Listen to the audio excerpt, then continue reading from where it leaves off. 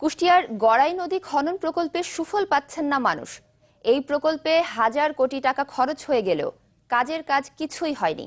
কারণ চলতি শুষ্ক মৌসুম আসতে না আসতেই বন্ধ হয়ে গেছে পানি প্রবাহ। নদীর বুকে জেগে উঠেছে ধুধু বালুচর।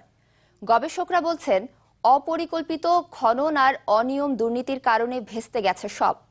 কুষ্টিয়া থেকে শরীফ বিশ্বাসের ধারাবাহিক প্রতিবেদনের দ্বিতীয়টি আজ, আর ক্যামেরায় ছিলেন এসআই সুমন। গড়াই পদ্মার এই শাখা নদীর বুকে এখন ধুধু বালুচর।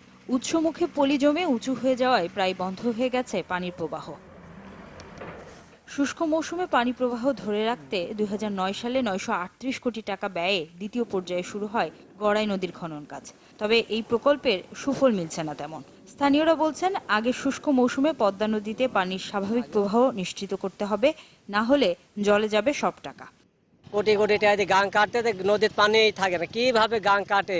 আমাদের তো এখানে বিরাট সমস্যা, কৃষি উৎপাদন হয় না, আমরা নদীতে গোসল করতে পারি না, পানি পাই না। গবেষকরা বলছেন, অপরিকল্পিত খনন কাজের কারণেই ভেস্তে যেতে পারে সরকারের এই বড় প্রকল্প।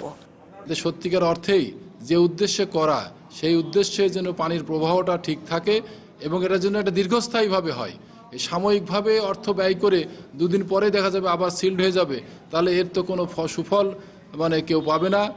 তবে খনন প্রক্রিয়ায় কোনো ত্রুটি নেই দাবি পানি সম্পদ মন্ত্রীর। স্থানীয় পানি উন্নয়ন বোর্ডও বলছে একই কথা। যে জায়গাগুলোতে আমাদের নদীর নাব্যতা থাকে না, চর জেগে যায়, সেই চরের জায়গাগুলোতেই কাটা হয় যাতে ফ্লোটা ডিসরাপ্ট না হয়। আশেপাশে যেখানে যেসব কাজ চলছে সেখানে যে দেখতে পারেন, যারা ঠিকাদার আছে তারাই বলবে যে আমরা এটার ব্যাপারে সম্পূর্ণ স্বচ্ছতা আনার চেষ্টা করেছি এবং আমি বলবো যে বহুলাংশে আমরা সফল হয়েছি। 1996 সালে গড়াই নদী পুনরুদ্ধার প্রকল্প নামে খনন কাজ শুরু হয়। 2001 সাল পর্যন্ত এই কাজ চললেও পরে তা বন্ধ করে দেওয়া হয়। Desk report, channel 24।